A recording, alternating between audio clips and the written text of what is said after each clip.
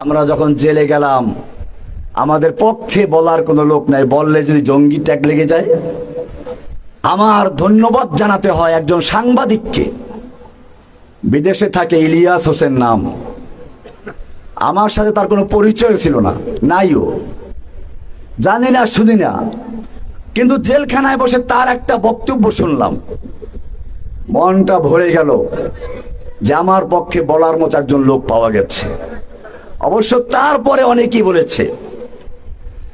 আল্লাহর নবী সাল্লাল্লাহু আলাইহি ওয়াসাল্লাম যখন লা ইলাহার ঘোষণা করলেন, সব নেতারা খেপে গেল, সব বন্ধুরা বিপক্ষে চলে গেল, একটা লোক পক্ষে দাঁড়াতে পারলো না।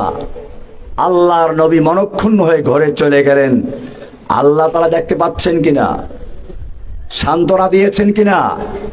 তাব্বাত ইয়াদা আবি লাহাবিন ওয়া তাব্বা।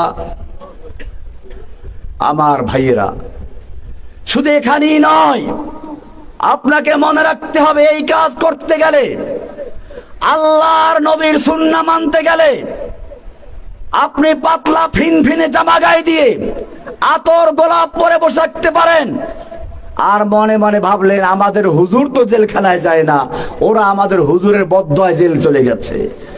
ওই যে আছে না, ইল্লা তারাকা বাদু আলিহাতিনা, নবীদের যখন কোনো বিপদ আসতো তখন ওই কুফাররা বলতো কি, আমাদের কোনো ইলাহ, কোনো দেবতা, আমাদের কোনো দেব দেবী তার উপরে বদদোয়া দিয়েছে, তাই সে বিপদে পড়েছে। ইল্লা তারাকা বাদু,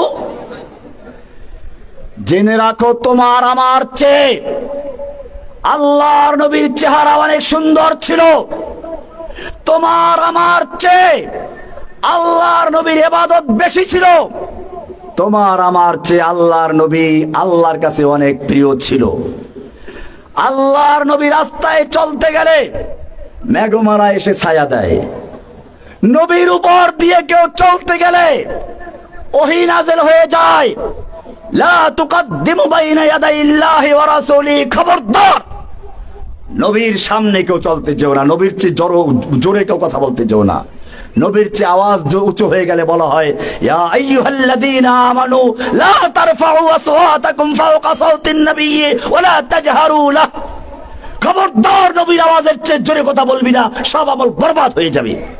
কি ভালোবাসা দেখেছেন?